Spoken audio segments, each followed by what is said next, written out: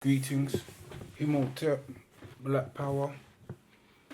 It's going out to all the families out there, to all those people that have started this path of knowledge. Um, and we have to give good shout out to RomlexTv, also Telluvision. My name is Elder Sovereign Ras Eli, and I am the Elder Sovereign for Walk With Me Nile Valley Civilisations. Our aim is to incorporate those societies that hold a claim to the Nile Valley and have a unified front. The problem is that many times before that a unified front has came together and there's been some form of attempt to discredit or to disorganize those organizations. So on that point, I'm going to go straight in. My subject today that I'm going to be talking about is the family. And I need to highlight certain things first. One, this is not in America. We're not in America, so ideologies that come from America it doesn't necessarily pertain to us. What does pertain to us is if someone is following my heart and having that balance, because my heart is the foundations of our law. We have many conscious people that speak, and like I said again, I don't see no one from England taking that mantle or stepping forward like they are in America. So, the family unit. First thing I would like to say is that a lion, his family is called pride. Where is our pride as a people? Where is our pride? Where is our dignity? You know, the first kings were kings of families. Bottom line. The concept of being a king in this particular society is not what it's meant to be. We've got to stop living this fairy tale life. Many a times we see man versus woman in the home.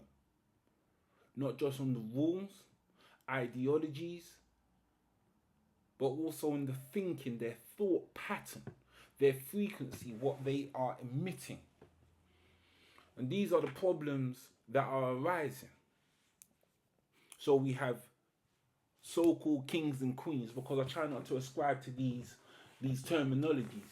But it's these terminologies is that what we can understand today. And by when I say understand, I mean stand under. Because we don't know the African word for king. Nobody ain't being taught that.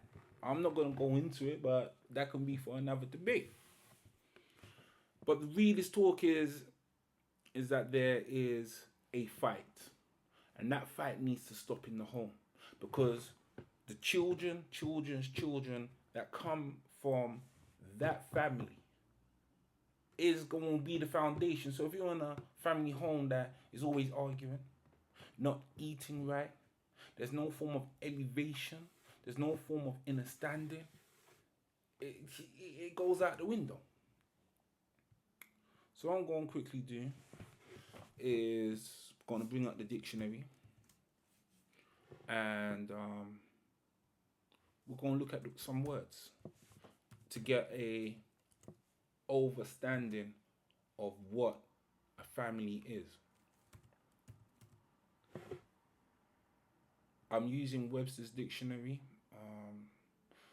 Anybody can go onto that. So we're going to go and look at the word family. Family. Full definition we want. We don't want nothing simple. Okay, family. A group of individuals living under one roof and usually one head. A group of persons of common ancestry. A people or group of peoples regarded as deriving from common stock. A group of people united by certain convictions or a common affiliation. The staff or high official, such as the president. A group of things related by common characteristics. So, a family can, in that definitions, we have to realize that that's all separate definitions creating a whole. And it also has its rules and regulations within them. Because a group of individuals living under one roof and usually under one head. Now let's break that down in a wider concept. That one roof is the world. Let's put it that way. The sky that we live under is a roof.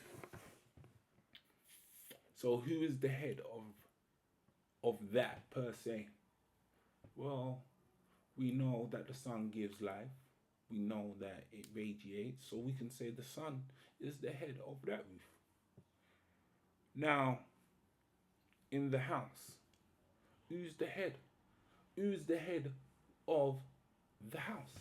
Now, some will say it's the one that brings in the money, or brings in the most amount of money, or brings in part of the most amount of money. Some say it's the woman, because she has to cook, clean, and she has to do all kinds of things to make that home a home. Some say it's the man. He's the breadwinner. He's the strong back, you know. Well, that's all good. However, what about my heart? What about my heart? I hear some people might ask, who is my heart? Yeah. Mahat was the ancient Egyptian concept of truth, balance, order, harmony, law, morality, and justice. Balance. In the Western eyes, Mahat has been deified as a female. But what you got to realize is that it is the feminine aspect that has balance, order, harmony, law, morality, and justice. It is the woman's virtue. It is her makeup. So we identified as Africans a long time ago that this is what it needs to be. So if you're in the house per se, then you have to realize that it's the woman that is the head. It is the woman's energy, I should say, that is the head, not the physical attributes. Now, we deal with a concept of love in England. First love, second love, how many people you slept with, it ain't good. Because in love, there has to be a form of submission. Same way when you get married in the westernized ideology, it is a submission factor. Now, when you get into a relationship, one has to submit because one loves the other. Now, if both parties were following Mahat per se, then they will realize that there ain't no submission. That both parties work in a whole, yeah, to become better or to produce a better outcome, which could either be children, money, financial, whatever. So we have to really fully understand that. And that concept alone, that when there is arguments taking place, it is because one is submitting. And because one submits, they are lowering their energy, which then actually causes within their subconscious mind to rebel. Now, this is another key definition. Because if you go into the dictionary now, and you type in rebel,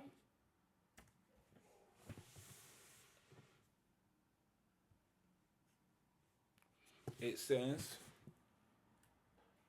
let's see if we can get full definition, opposing or taking arms against the government. Rebel. Yeah. Now the key word here is government. Yeah.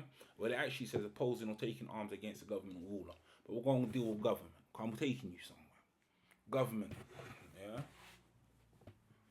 The group of people who control and make decisions for a country, state, etc., etc., etc. Yeah. Now, when you're in your home, what is the government? Who controls your government? Because this is how you get the rebellious son or the rebellious daughter. Because they're rebelling, or no, say they are opposing your rules and regulations. Now, your rules and regulations have not been set forward. All that has been set forward is, baby, I love you, and we're going to make this work, and no matter what happens. That's putting yourself outside of a situation that's not happened yet. Then, when that situation arises, you don't directly know how to deal with it because you have not prepared yourself for it. You're just winging it. So we've got to keep it real. So your home is your first government. And in your home, there is a head. That head is my heart. It is the principles. We can even go as far as to say that one needs to study the Natur and to understand the principles that govern that. One can even say go study astrology to understand the planetary alignments and how they affect, or how the planets then affect us in a whole. So there's many added factors, and we have to fully oversee that.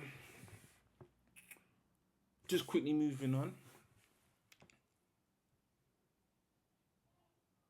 If one needs to know how to understand themselves, one only needs to look in the mirror.